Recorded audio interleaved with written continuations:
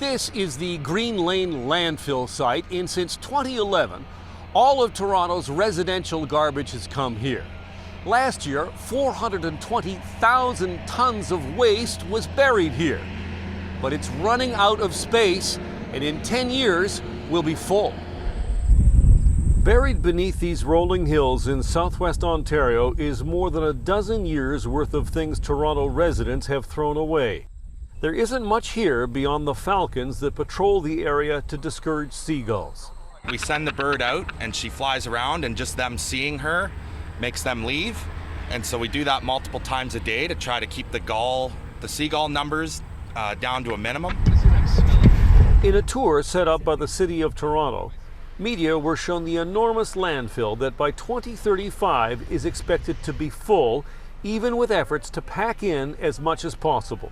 We work with our operators to make sure that they're compacting the waste as tightly as possible, because we are governed by airspace here, so we only have a finite amount of volume that we're allowed to fill. So if we're compacting that waste in nice and tight, then that makes sure that we can capitalize on how much of that space that we've got and give us that much more time. For years, Toronto shipped its garbage to Michigan before the Green Lane site was secured.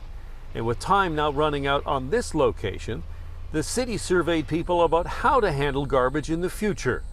One controversial option is to incinerate garbage, burning it to create power.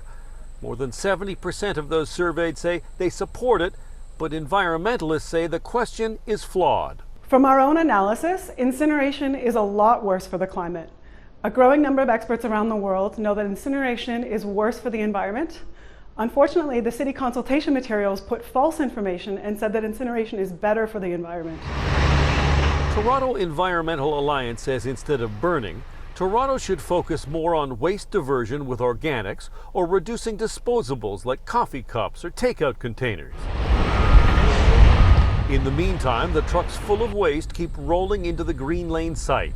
Toronto City Council will consider different options to manage waste in the future, but at this point, no other Ontario municipality is willing to take Toronto's garbage.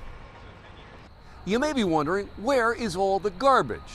Well, in an attempt to cut down on odor and blowing refuse, garbage is unloaded in small areas like over here, and then it is compacted down, covered with dirt.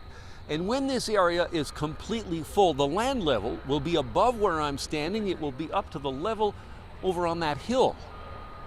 Alan Carter, City News.